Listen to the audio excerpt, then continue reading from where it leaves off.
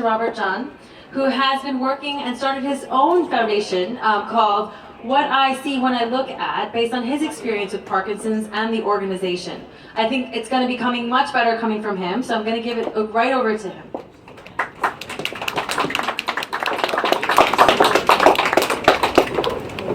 So firstly, I would like to thank Susan and Fahim for putting on this wonderful event for such a good cause, which I know has a personal link to them as it does to me.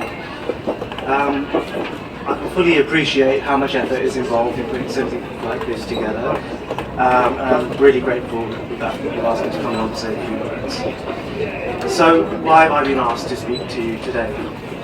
In January earlier this year, Parkinsons UK, the largest charity funder of research and support for Parkinson's, supported an art show I curated called Reimagined. Some of the images from the show are on the postcards that you've got there.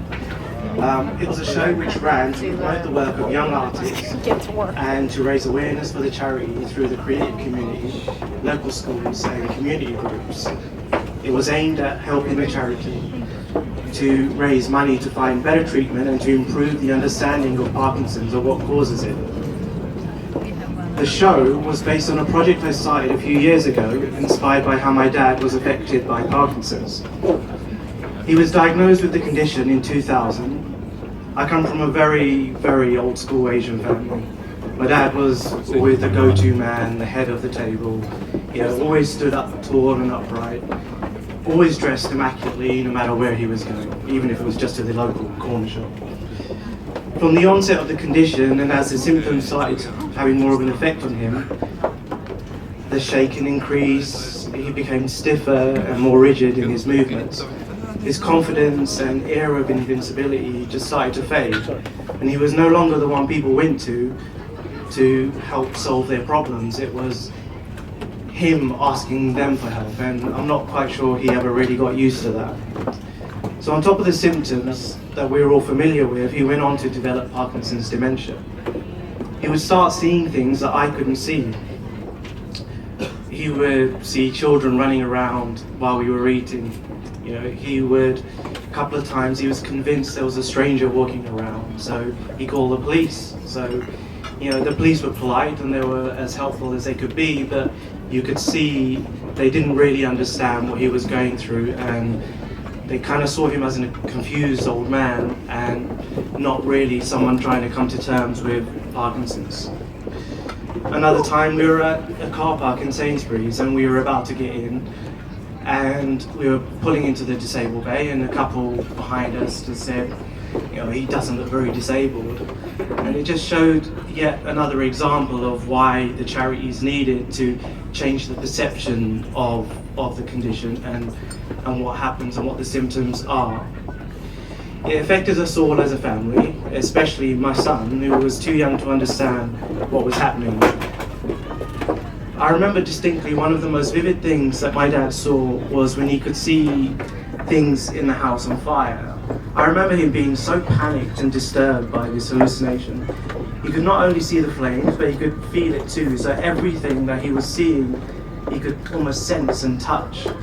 At these hallucinations, they continued till he passed away in 2009. But the things he saw made me think about what we see as real.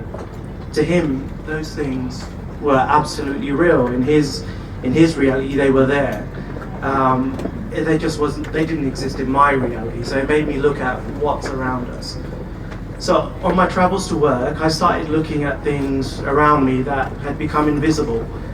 I'd seen them way too many times. I know we've all done it when we're sort of plugged into our phones.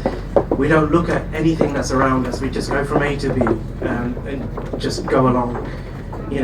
How many times have you walked past and looked at the lampposts or the CCTV cameras or the paving or anything of interest? We just go from here to there and we don't really focus on anything. But now when I walked around after this experience, I started seeing flowers blooming from lampposts. I started seeing buildings transforming into giant robots. I started seeing CCTV cameras shooting lasers, as you might see from some of the images on the postcard. In my day job, I'm a graphic designer for the BBC. I work on brands like Sherlock and Luther and many others. So I'm lucky enough to be in that creative field. So it was a natural process for me to go around taking pictures of what I saw and then taking them into Photoshop and manipulating them into some of the images you see. And that's essentially how the project started, inspired by what my dad was going through.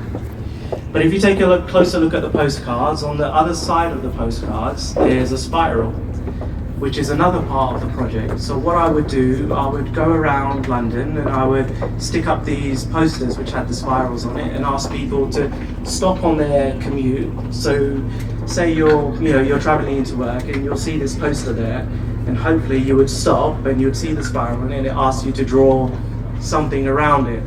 And so about 800 odd of these posters have been done, and people, every single one of them is as unique and creative as each individual that's engaged with them.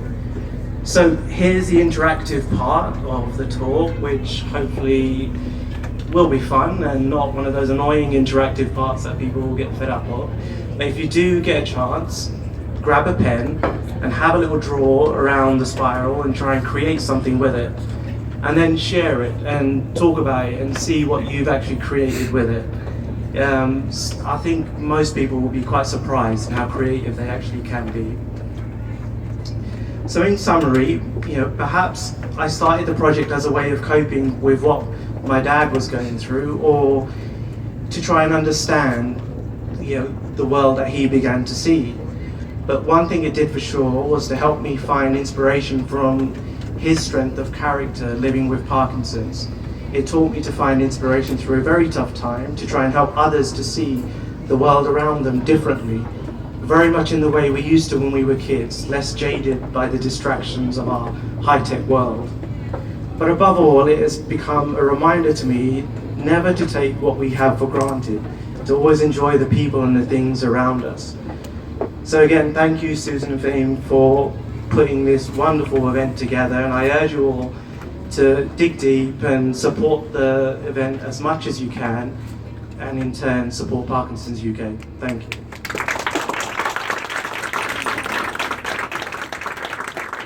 Thank you for those words. They were really